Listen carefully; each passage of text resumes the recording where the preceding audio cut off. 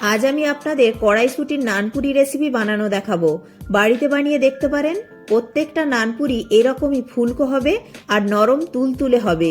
রেসিপিটা বাড়িতে বানালে কমেন্ট বক্সে জানাতে একেবারে ভুলবেন না খেয়ে আপনাদের কেমন লাগলো।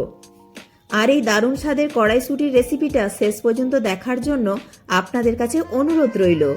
এখন নানপুরিগুলি ছিঁড়েও দেখিয়ে দিচ্ছি। আপনারা দেখুন, খুব সুন্দরভাবে ফুলকো হয়েছে আর নরম তুলতুলে হয়েছে। নমস্কার, আমি প্রিয়াঙ্কা। আপনাদের সবাইকে আবারও একটি দারুণ স্বাদের রেসিপিতে স্বাগত জানাই। তো প্রথমেই নিয়েছি 200 গ্রাম কাঁচা ফ্রেশ মটরশুঁটি। এবার মটরশুঁটিগুলিকে অল্প একটু জল ও অল্প একটু লবণ দিয়ে সেদ্ধ করে ঠান্ডা করে নিয়েছি। এবার একটা মিক্সিং জারের মধ্যে দিয়ে দিচ্ছি আর দিচ্ছি অল্প একটু জল। এখন খুব ভালো করে কড়াইশুঁটিগুলিকে পেস্ট করে নিতে হবে।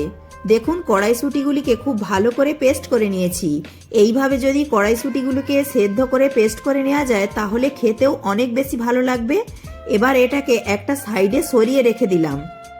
এবার একটা বড় পাত্রের মধ্যে দিয়ে দিচ্ছি 1 কাপ টক দই, অর্থাৎ 150 গ্রাম, আর দিচ্ছি হাফ চামচ লবণ ও 1 চামচ চিনি, আর দিচ্ছি হাফ চামচ বেকিং পাউডার ও তার হাফ বেকিং সোডা, মানে একটা চা চামচের হাফ চামচ বেকিং পাউডার ও ওই চামচের 4 ভাগের 1 ভাগ বেকিং সোডা, আর দিচ্ছি 2 চামচ সাদা তেল।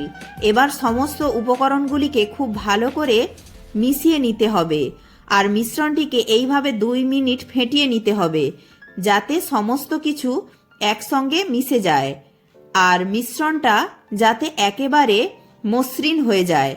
তো 2 মিনিট মিশ্রণটা খুব ভালো করে ফেটিয়ে নিয়ে এবার এর মধ্যে দিয়ে দিচ্ছি অল্প একটু আদা বাটা, একটা চা চামচের 4 ভাগের 1 ভাগ, আর দিচ্ছি গরম মশলার গুঁড়ো একটা চা চামচের 4 ভাগের 1 ভাগ, আর দিচ্ছি অল্প একটু হিং 1 পিঞ্চ মতো।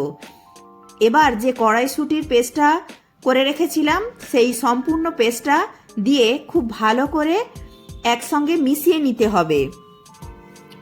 ভিডিওটি ভালো লাগলে, চ্যানেলে নতুন বন্ধু হয়ে থাকলে চ্যানেলটি সাবস্ক্রাইব করে পাশে থাকা বেল আইকনটি প্রেস করে দেওয়ার অনুরোধ রইল।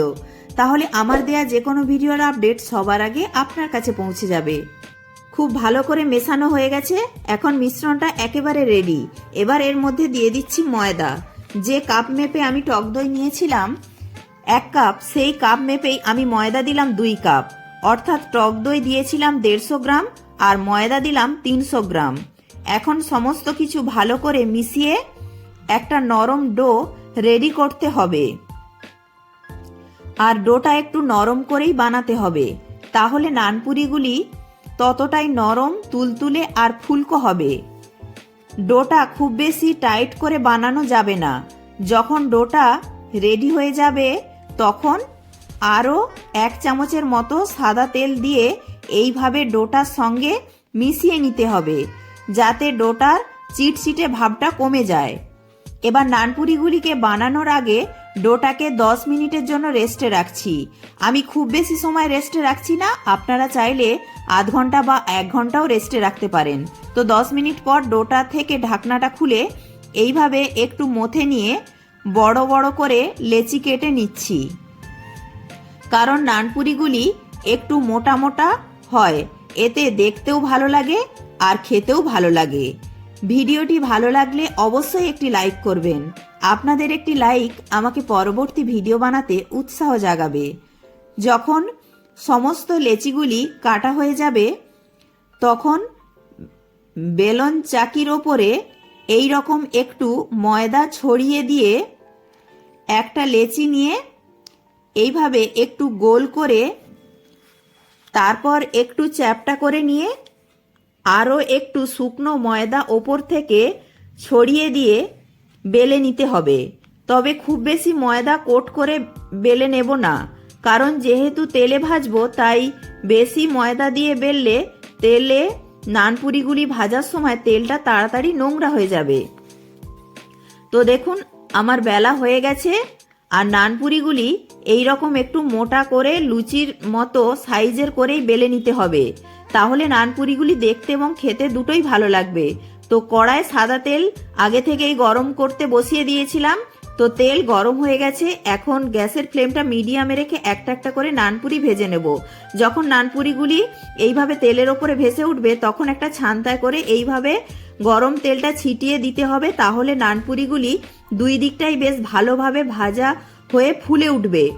আর এইভাবে 1 মিনিট অন্তর একটু করে উল্টে পাল্টে ভাজতে হবে। এতে করে নানপুরিগুলি দুখোল হয়ে ফুলে উঠবে আর দুই দিকটাই সমানভাবে ভাজাও হবে। তো দেখুন, নানপুরিটা বেশ ভালোভাবে ফুলে উঠেছে। এবার নানপুরিটাকে তুলে একটা সাইডে সরিয়ে রেখে দিচ্ছি। এইভাবে একে একে সব নানপুরিগুলোকেই রেডি করে নেব। ভিডিওটি ভালো লাগলে, চ্যানেলে নতুন বন্ধু হয়ে থাকলে চ্যানেলটি সাবস্ক্রাইব করে পাশে থাকা বেল আইকনটি প্রেস করে দেওয়ার অনুরোধ রইল। তাহলে আমার দেয়া যে কোনো ভিডিওর আপডেট সবার আগে আপনার কাছে পৌঁছে যাবে। ভিডিওটি ভালো লাগলে অবশ্যই একটি লাইক করে বন্ধু বান্ধবদের সাথে প্রচুর প্রচুর শেয়ার করার অনুরোধ রইল। তো কথা বলতে বলতে সমস্ত নানপুরিগুলি একইভাবে রেডি করে নিলাম। দারুণ স্বাদের কড়াইশুঁটির নানপুরিটা শেষ পর্যন্ত দেখার জন্য আপনাদের সকলকে অসংখ্য ধন্যবাদ। আর নানপুরিগুলি ছিঁড়েও দেখিয়ে দিচ্ছি কতটা নরম এবং ফুলকো হয়েছে। আর রেসিপিটা কেমন লাগলো কমেন্ট বক্সে জানাতে একেবারে ভুলবেন না। প্রত্যেকে ভালো থাকবেন, সুস্থ থাকবেন।